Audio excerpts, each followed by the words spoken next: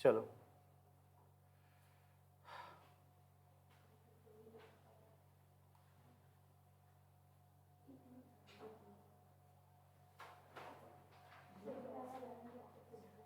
देखो, तो सबसे पहले हम लोग करेंगे एमसीक्यू, ठीक है। देखो सबसे पहला क्वेश्चन है, किसी मूलधन का, आपको दिख रहा है क्वेश्चन, हो गया है, ठीक है। फिर भी अपने एक बार डिस्कस कर लेंगे हम लोग, ठीक है ना, ताकि कोई डाउट ना हो। जैसे नंबर 1 क्वेश्चन है, आप लोग देखो ध्यान से, करवा दिए थे क्या? इटर्नल वैगन का ही था क्या? अच्छा सेम है। देखो किसी मूलधन का उसके वार्षिक मिश्रधन का अनुपात, हाँ बिल्कुल ये क्वेश्चन ऑलरेडी डन है। तो आप लोगों को एक चीज दिखा यहाँ पे, जैसे ही हम लोगों ने 2 पेपर किया, देखो एक क्वेश्चन कॉमन मिल गया। तो ऐसे ही हम लोग जब क्वेश्चन करते रहेंगे ना, तो मैक्सिमम क्वेश्चन आप लोगों को क्या मिलेगा? कॉमन। कॉमन मिले ना मिले तो पैटर्न एक ही मिलेगा आपको, है ना। मान लो डिजिट के जगह पे यहाँ पे कुछ और दे दिया, अगर मान लो 24:2 जो है 36 दे दे, तब भी तो बात वही होगा। इसको आप अमाउंट मानोगे और इसको क्या मानोगे? प्रिंसिपल मानोगे। बात समझ में आया? इंटरेस्ट निकालने के लिए क्या होता है? Amount minus principal. इंटरेस्ट का मतलब जो तुमको एक्स्ट्रा पैसा मिला है। एक्स्ट्रा पैसा तो वो होता है ना जब प्रिंसिपल को तुम अमाउंट में से निकाल लोगे, वो तुम्हारा क्या बनेगा? एक्स्ट्रा पैसा बनेगा। अब तुमको आई पता है, आर निकालना है, टी पता है, तो आराम से तुम निकाल सकते हो। या फिर मान लो तुमको आर पता है, टी निकालना है, तब भी निकाल सकते हो, है ना। तो चले आगे बढ़ते। देखो ये क्वेश्चन नंबर 2 जो है, क्वेश्चन क्या है? 2a equals to 3b equals to 4c। क्या गिवन है? 4c, ठीक है ना।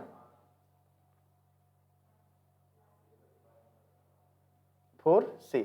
तो आपको बोला है a:b:c निकालने के लिए। मैंने बहुत बार ऐसा क्वेश्चन करवाया आप लोगों को। आपको क्या करना, जब ऐसा मिलेगा तो इक्वल टू k कर लेना।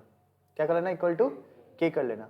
तो आप बताओ मुझे, अगर हम इसको और इसको केवल देखें तो a का वैल्यू तुमको क्या मिल रहा है? k/2 मिल रहा है, बताओ। क्योंकि ये 2 क्या होगा? इसके नीचे चला जाएगा। सेकंड में जो b का वैल्यू मिल रहा है वो कितना मिल रहा है भाई? k/3। एंड देखो c का वैल्यू कितना मिल रहा है? k/4। तो आपको देखो a, b और c का वैल्यू तुमको अल्टीमेट मिल चुका है। Now we need to find a:b:c। तो क्या लिखोगे?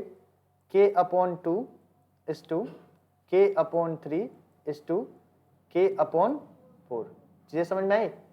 तो from all the ratios k will be vanish. k क्या होगा? कैंसिल हो जाएगा। लेकिन पता है क्या, आपको अब ऑप्शन नहीं मिलेगा। अभी ऑप्शन आपको नहीं मिलेगा, क्योंकि अभी हमारा जो ऑप्शन आया फ्रैक्शन में आया है। किसमें आया बेटा? 1/2 आया है, देखो 1/3 आया है, 1/4 आया है। तो अभी हमें जरूरत है फ्रैक्शन से कहाँ लेके जाने का? नॉर्मल में। तो फ्रैक्शन से नॉर्मल में जाने का एक ही तरीका होता है, नीचे वाले जितना है डिनोमिनेटर उसका सबका एलसीएम ले लो। तो बताओ 2, 3 एंड 4 का एलसीएम कितना आएगा? 12 आएगा। हम क्या करेंगे? 12 से मल्टीप्लाई करेंगे। यहाँ 12, यहाँ 12 और यहाँ 12। होप सो समझ में आ रहा होगा। कैंसिल करेंगे तो कितना आएगा? 6 आएगा। यहाँ कैंसिल करेंगे तो 4, यहाँ कैंसिल करेंगे तो 3। कितना आएगा बेटा? 3। तो देखो तो 6:4:3 कई ऑप्शन है क्या? देखो ऑप्शन नंबर डी है, ऑप्शन नंबर डी है। समझ आया? तो कभी भी इस टाइप का क्वेश्चन जनरली देता ही देता है, ठीक है। बहुत बार आप लोगों को देखने को मिला भी होगा, आप लोगों ने जब एमसीक्यू सॉल्व कर रहे होगे तो ऐसा क्वेश्चन आपको मिलेगा। एमसीक्यू तो छोड़ो, 2 मार्क्स में भी दे देता है बहुत बार। समझ में आया? तो ये देखो मार्क्स का कोई डिपेंडेंट नहीं होता कि भाई किसका कौन सा मार्क्स देता है, लेकिन देने के लिए दे ही देगा आपको, ठीक है ना। अब देखो क्वेश्चन नंबर 3 बोला है कि ओ केंद्र वृत्त की 2 जीवा ए बी और सी डी, ठीक है, की लंबाई, देखो ये थोड़ा सा मिसप्रिंट दिया है, सबको एक ही लाइन में लिख दिया है, कहीं भी गैप नहीं दिया है, पता नहीं क्या बनाता है yellow paper. Angle A O B जो है 60 डिग्री बोल रहा है, तो एंगल सी ओ डी का मान कितना होगा ये बताना है आपको। ये भी 60 डिग्री होगा, ये भी रिपीटेड क्वेश्चन है ना, ये भी रिपीटेड क्वेश्चन है, ये ऑलरेडी हम लोग कर चुके हैं। तो दिखा 2 क्वेश्चन रिपीटेड हो चुका है। अच्छा नेक्स्ट देखिए आप लोग, x/6 रेडियन बराबर है, देखिए भाई x/6 रेडियन बराबर है कितने डिग्री के बाद? तो सबसे पहले देखो क्या x/6 बोला है ना, x/6 बोला है, तो ये गलत दिया है, ये जो दिया है ना ये गलत दिया है। ये एक्चुअली होता है π/6 होता है। कितना होता है बेटा? पाई बाई 6, मतलब x वहां पे नहीं होगा, वहां पे क्या होगा, पाई होगा। पाई का वैल्यू जो होता है 180 होता है भाई, ट्रिग्नोमेट्री में कितना होता है 180, 180 बाई 6, 6 से जब कैंसिल करोगे तो 36 18, मतलब 30 डिग्री होगा, कितना होगा 30 डिग्री। देखो ऑप्शन है ऑप्शन नंबर डी। बोलो चीजें समझ में आ रही है ना। तो यहाँ पे ये जो दिया था x, ये गलत दिया था, यहाँ पे क्या होना चाहिए था, पाई होना चाहिए था। क्या होना चाहिए था भाई, पाई होना चाहिए था। यहाँ तक सबको क्लियर है। चलो आगे बढ़ते हैं फिर। नेक्स्ट क्वेश्चन देखिए आप लोग, बोला एक घन के पार्श्व तल का क्षेत्रफल 256 पता नहीं क्या की ही वट एवर आयतन पूछा है, हमको उससे मतलब नहीं है। देखो बेटा पार्श्व तल का क्षेत्रफल, बेटा पार्श्व तल का क्षेत्रफल होता है पाई 4 पाई आर, गलत बोल रहा हूँ, 4 r स्क्वायर होता है। कितना होता है 4 r स्क्वायर। तो यहाँ पे मैं सॉल्व करके दिखा देता हूँ, 4 r स्क्वायर जो कि 256 के बराबर है। कितने के बराबर, 256। तो 4 से कैंसिल करो, तो 4 छके 24, ठीक है, 6 चौका 16, मतलब एक्स स्क्वायर, आर नहीं, यहाँ पे एक्स ले लो या आर भी ले सकते हो। तो एक्स स्क्वायर बराबर कितना हो गया बेटा 64। तो एक्स का वैल्यू कितना हो जाएगा 8। ये जो एक्स है पता है क्या है, ये साइड है। क्या है, साइड। किसका साइड, क्यूब का। चलो एक बार तुम लोग को समझा ही देते हैं, ये तुम लोग को थोड़ा डाउट लग रहा होगा ना, डाउट लग रहा है ना।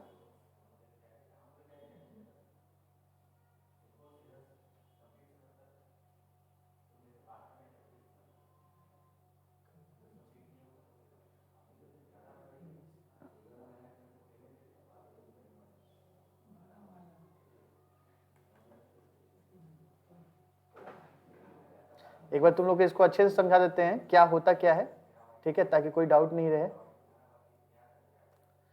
ये चैप्टर 4 का क्वेश्चन है। कौन चैप्टर का है, चैप्टर 4, ठीक है।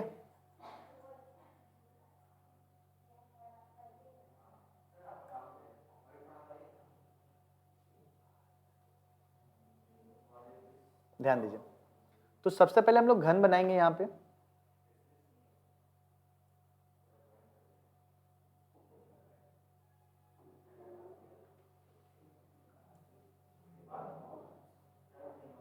ये क्या है, क्यूब। क्या है बेटा, क्यूब। क्यूब क्या होता है बताओ, जिसकी ऑल साइड इक्वल होती है।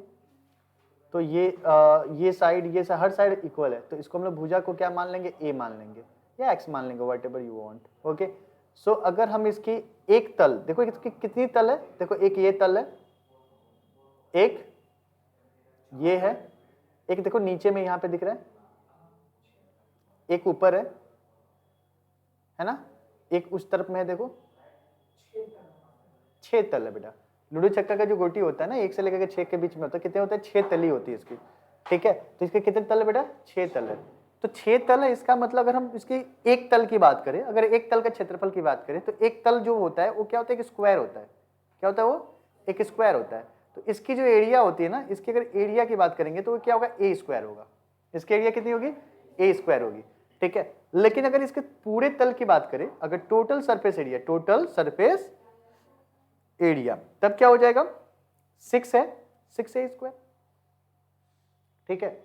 लेकिन इसको बोला है पार्श्व तल का क्षेत्रफल। पार्श्व तल का मतलब ऊपर वाला छोड़ दो और नीचे वाला छोड़ दो। तो इन दोनों को जब छोड़ दोगे तो कितने बचेगा, 4 बचेगा। इसका मतलब जो है पार्श्व तल का क्षेत्रफल मतलब कर्व सरफेस एरिया बोलते हैं उसको, या लेटरल सरफेस एरिया बोलते हैं, लेटरल सरफेस एरिया। इसकी फॉर्मूला होता है 4a स्क्वायर। क्या होता है, 4a स्क्वायर। और यही तुमको दिया है 4a स्क्वायर का वैल्यू दिया है 256 दिया है भाई। क्या दिया है, 4a स्क्वायर का वैल्यू 256 दिया है। और तुमको बोला है कि सर जी आप वॉल्यूम निकाल के दिखाइए कितना होता है। वॉल्यूम होता है ए क्यूब। वॉल्यूम क्या होता है, ए क्यूब, माने A into A, length into breadth into height in the case of cuboid, but in the case of cube it will be A cube, A into A that is A cube. Clear ना।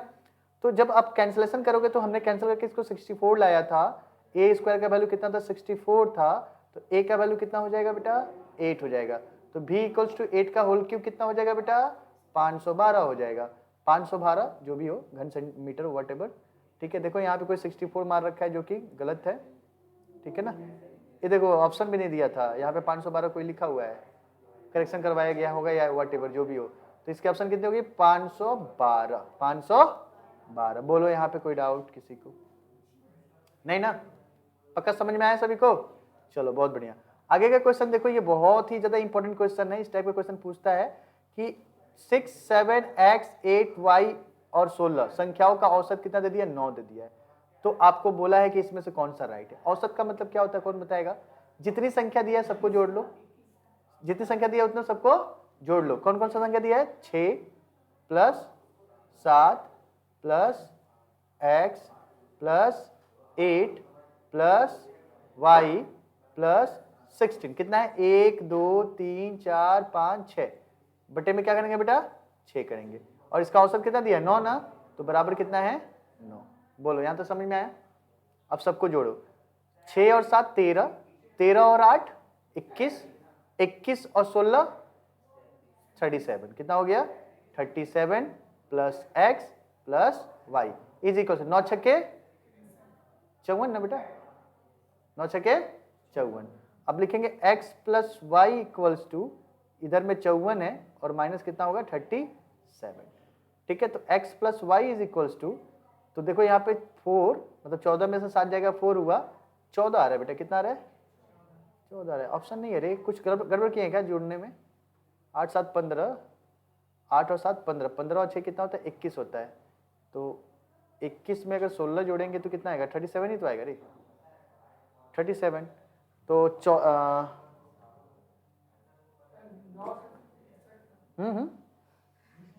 9 छक्के 54 ही तो होता है।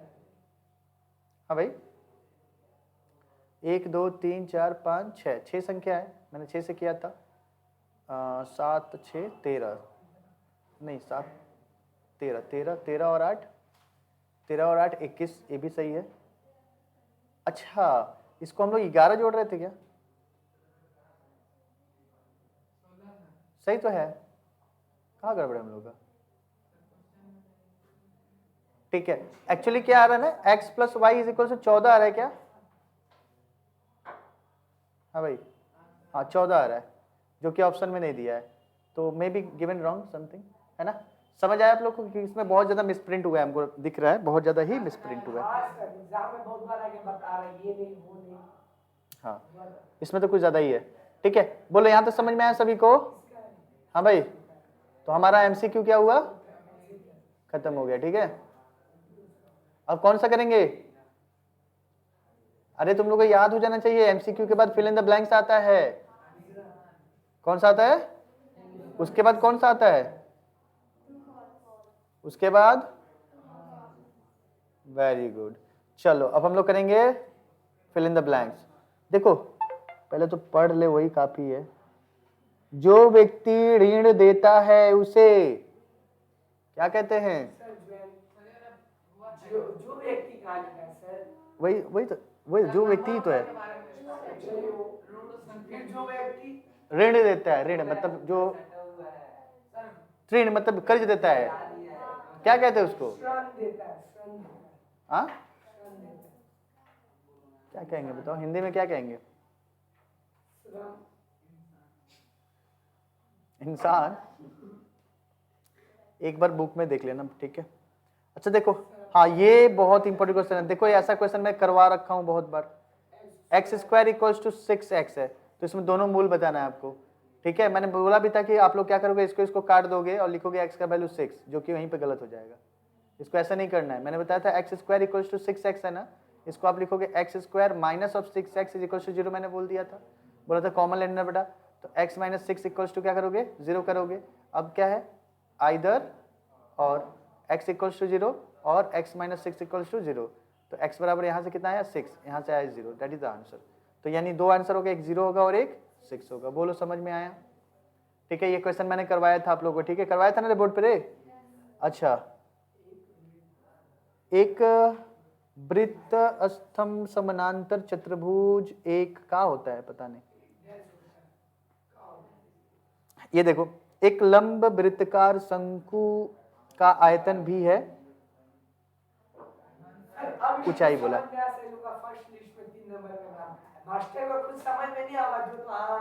ठीक है, तो देखो ध्यान से देखो बेटा, बात नहीं, वॉल्यूम दे दिया शंकु। पहले सबसे पहले शंकु को देख लेते हैं हम लोग। ये होता है शंकु, ठीक है? बोला है आधार का क्षेत्रफल a है, आधार का क्षेत्रफल होता है पाई आर स्क्वायर, क्या होता है पाई आर स्क्वायर, ये दे दिया है कैपिटल ए, ठीक है। v मतलब वॉल्यूम, वॉल्यूम होता है 1/3 पाई आर स्क्वायर एच, क्या होता है पाई आर स्क्वायर एच। ओए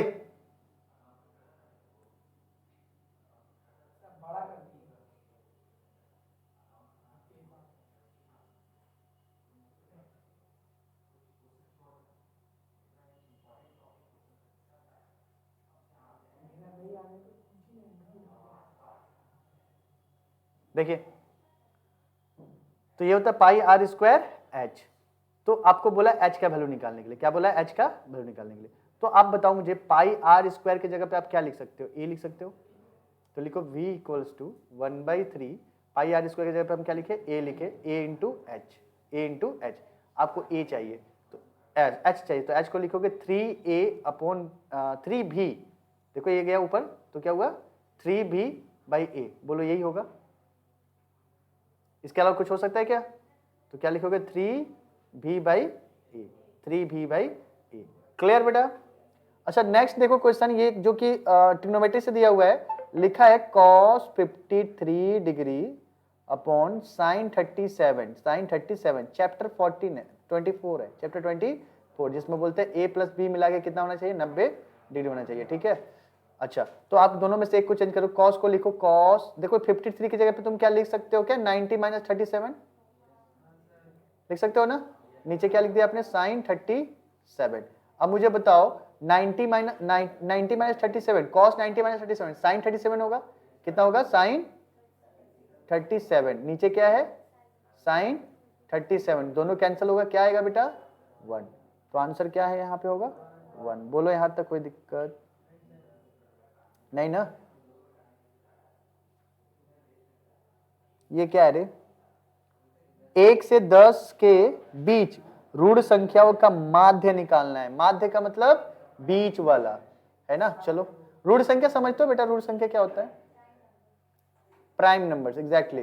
प्राइम नंबर्स कौन कौन सा हो सकता है, 2 से स्टार्ट होगा, 2 2 4 नहीं होगा बेटा, 4 तो 2 से कट जाता है ना बेटा, ऐसा चाहिए जो किसी से ना कटे, 5 7 9, देखो क्या क्या होगा, पहले होगा 2, फिर होगा 3 5 7, बस, क्योंकि बोला है 10 तक, 9 नहीं होगा, केवल बोला 1 से 10 के बीच में, 1 से 10 के बीच में यही आएगा, और हमने इसे असेंडिंग ऑर्डर में ही सजाया है। माध्य मतलब दोनों बीच वाला, 4 ही है ना, तो दोनों बीच वाला होगा, इन दोनों को जोड़ो, 2 से डिवाइड कर दो, तो 5 3 8, 8 को 2 से डिवाइड करो, कितना आएगा बेटा 4 आएगा, तो इसका माध्य कितना आएगा 4। ये कौन 3 लिखा है, जो लिखा है गलत लिखा है, ठीक है। आगे बढ़े फिर, कोई दिक्कत यहां तक। अब हम लोग करेंगे नंबर 3 में सत्य असत्य, नंबर 3 में सत्य असत्य, ठीक है। देखो नंबर 3 क्या है भाई,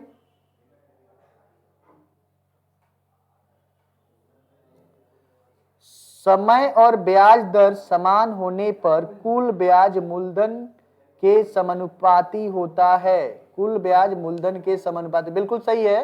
बोलना क्या चाह रहे हो, देखो समझो, टाइम को और रेट को दोनों को फिक्स कर दो, दोनों को क्या करो फिक्स कर दो, तो जो भी तुम्हारा पैसा इंटरेस्ट मिलेगा वो टोटली डिपेंड होगा किसके ऊपर, प्रिंसिपल के ऊपर, जितना पैसा तुम डालोगे उतना तुम्हारा पैसा बढ़ेगा, क्योंकि ये दोनों तो फिक्स है। मेरी बात समझ में आ रहा है, इसका मतलब ये क्या होता है, principal directly proportional to interest, ज्यादा प्रिंसिपल होगा, मैं पैसा ज्यादा तुम रखोगे बैंक में ज्यादा इंटरेस्ट मिलेगा, कम पैसा रखोगे बैंक में कम पैसा मिलेगा, तो इसी को हम लोग बोलते हैं समानुपाती, क्या बोलते हैं बेटा समानुपाती। तो ये क्या है बेटा ट्रू है, क्या है ट्रू है।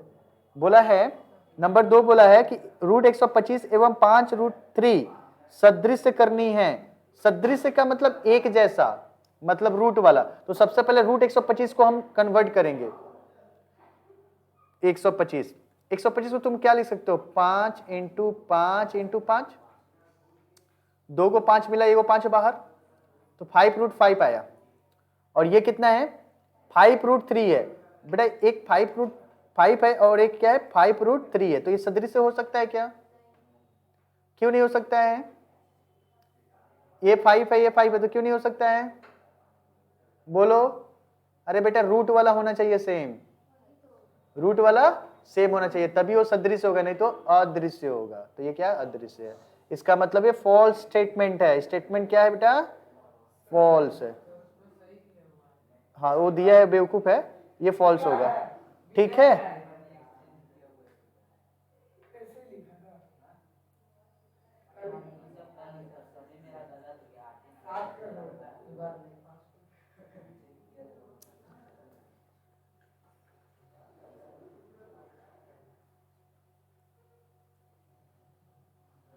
नेक्स्ट ना देखिए, दो समरूप क्या है, क्या बोल रहा है रे ये, छोड़ दे भाई, इतना हम पढ़ा लिखा नहीं है।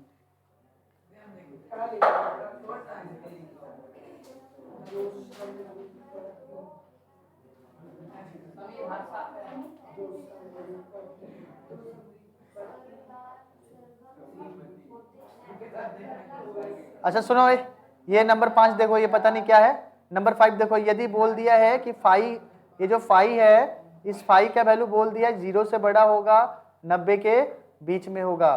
तो बोल दिया है कि साइन, देखो साइन को साइन लिखा है, साइन फाई बड़ा होगा साइन स्क्वायर फाई से। तो सबसे पहले हम मतलब एक वैल्यू ले लेंगे फाई का 0 से 90 के बीच में। तो हम मान लो 45 डिग्री लेते हैं, कितना लेते हैं 45 डिग्री, ठीक है 45। तो साइन 45 कितना होगा बेटा, 1/√2, 1/√2।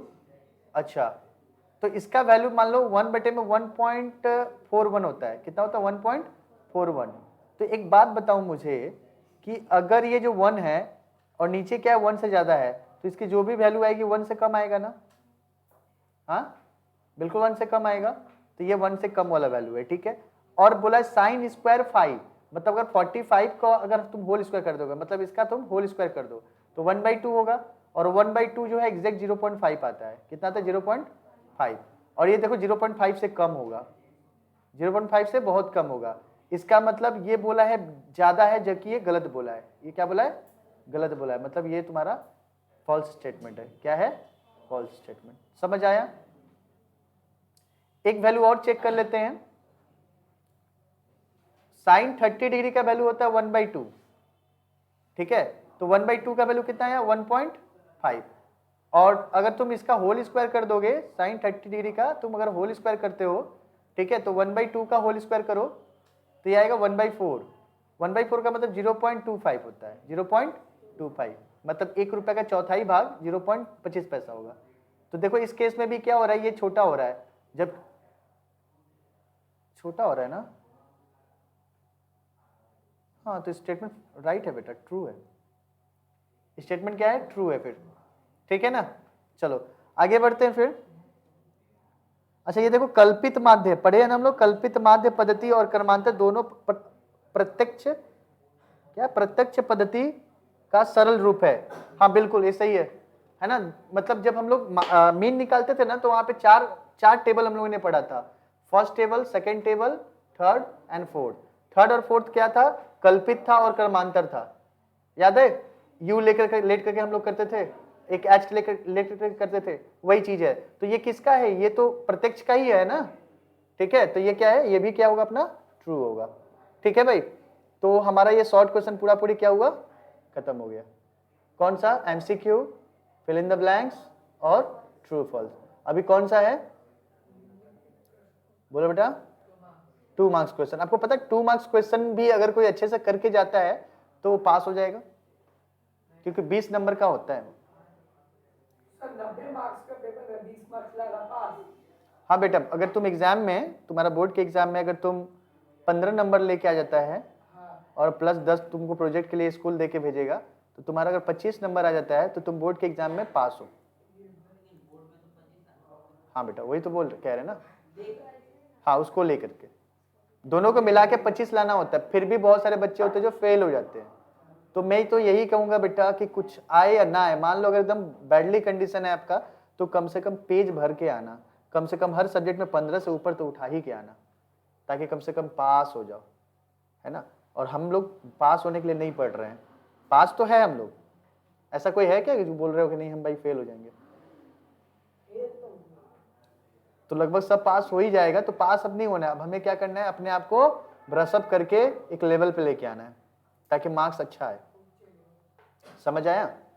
चलो तो नेक्स्ट क्वेश्चन देखते, क्वेश्चन नंबर 4 का 1, ए और बी किसी व्यवसाय में 1050 लाभ पाता है, अच्छा हाँ, दोनों मिला के 1050 पाते हैं। ए का मूलधन 900 रुपया एवं लाभांश कितना है 630, और बी का कितना है बेटा? बी का ही पूछा है, बी का पूछा है। चलो कर लेते, कोई दिक्कत नहीं है। देखो इसको दो तरीके से हम लोग कर सकते हैं, ठीक है ना।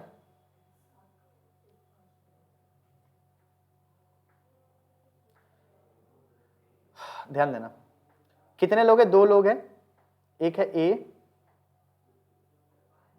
एक है बी। इन दोनों मिला के जो इनका लाभ हो रहा है वो कितना हो रहा है? 1050, दोनों का मिला के लाभ हो रहा है, ठीक है। ए का मूलधन 900 रुपया, मूलधन कितना ए ने मिलाया बेटा? 900 रुपया, और बी ने कितना और एवं लाभांश कितना है? ये है मूलधन, कह सकते हैं एक तरह से प्रिंसिपल है इसका। प्रॉफिट कितना है बेटा? 630। अच्छा एक बात बता मुझे, अगर तुम ए का प्रॉफिट तुम निकाल लिया 630, तो बी का प्रॉफिट यहां से पता चल जाएगा कैसे? बताओ। 1050 में से 630 को घटा दो तो 420 आएगा कि नहीं? बी 420 है, देख ले 420। तो तुमको ये निकालना है कि ये कितना पैसा लगाया था, ठीक है। तो इसको हम समानुपात के तरीके से कर सकते हैं, ऐसे लिखेंगे 630 रेशियो 420 सम रेशियो। अच्छा ए का कौन 630 है ना, ए के लिए तुमको गिवन है कितना है 900, तो लिखो ए के लिए 900। तुमको बी का नहीं पता है, एक्स लेट कर लो, तो यहाँ पे लिख लो एक्स, यहाँ पे लिख लो एक्स। अब हम क्या करते हैं पता है ना, first multiply by last, second multiply by third, तो वही करेंगे 630 into x equals to 420 into 900, ठीक है। तो एक्स का वैल्यू कितना आ गया बेटा?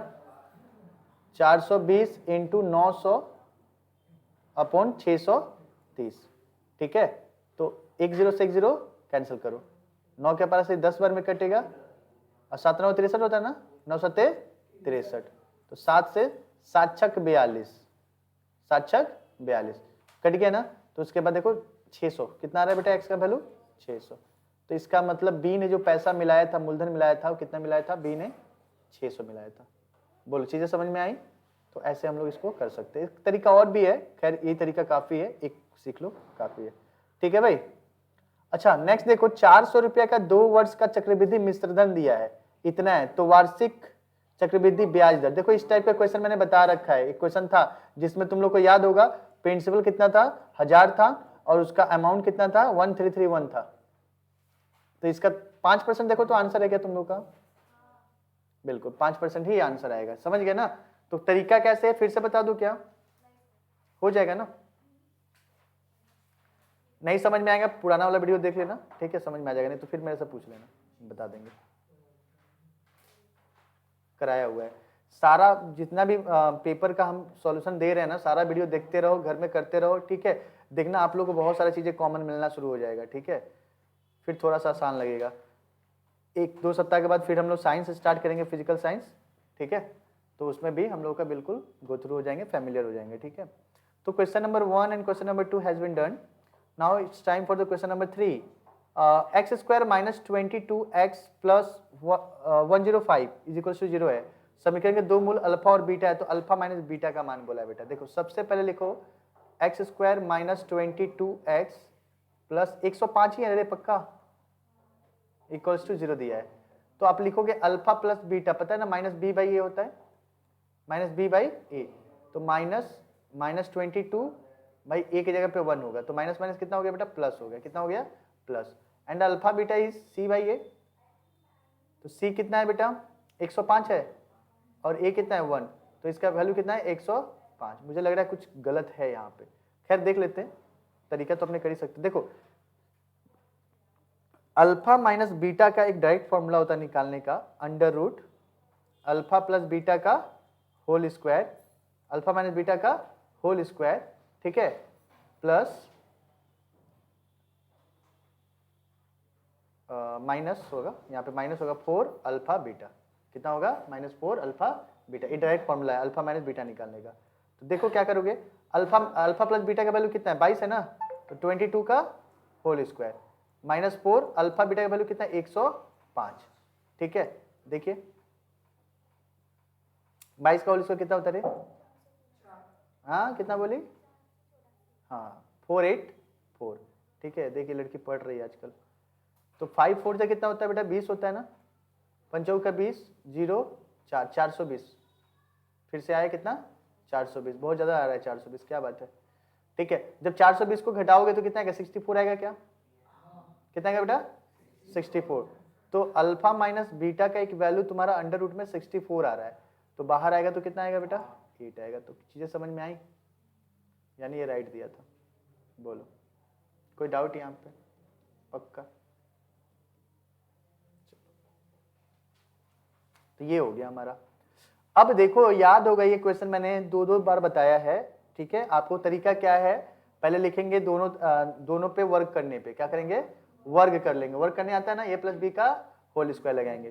तो इसका जब होल स्क्वायर लगाओगे और इसका होल स्क्वायर लगाओगे तो a का होल स्क्वायर 15 का होल स्क्वायर 15 होगा, और b का होल स्क्वायर 3 का होल स्क्वायर कितना होगा 3 होगा, तो 15 3 कितना हो गया 18 हो गया, प्लस 2 रूट 45 होगा क्या, अभी देखो इसमें एवं ये भी क्या होगा 15 और 8 है, 15 और 8 कितना होता है बेटा 23, 23 प्लस 2 रूट 15 8 120। बेटा ये तो दिख के लग रहा है कि ये बड़ा होगा, तो ये क्या होगा ये बड़ा होगा, क्योंकि ये कितना है 18 है और ये कितना है बेटा 23 है, तो भाई ये तो अल्टीमेट यही बड़ा हो गया ना। समझ आया, ये 9 चैप्टर का है क्वेश्चन, ठीक है, क्वेश्चन नंबर 9 है, 9.3 का क्वेश्चन नंबर 9 है, ठीक है। और उसका एक एग्जाम्पल भी मैंने बोला था कर लेने के लिए, ठीक है, अभी भी नहीं किए हो तो कर लेना, ठीक है, जाके 9.3 का क्वेश्चन नंबर 9 था, ठीक है। प्लीज कर लो बेटा, अभी भी समय है।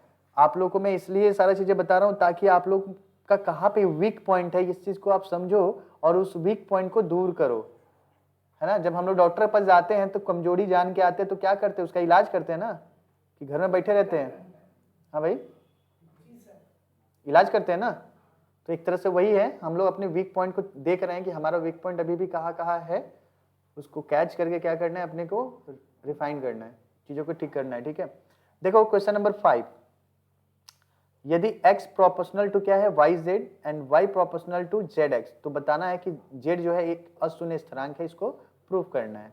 तो प्रूफ करने के तरीके देखो, x प्रोपोर्शनल टू कितना दे दिया है yz, सेकंड बोला है कि y प्रोपोर्शनल टू बोल दिया zx।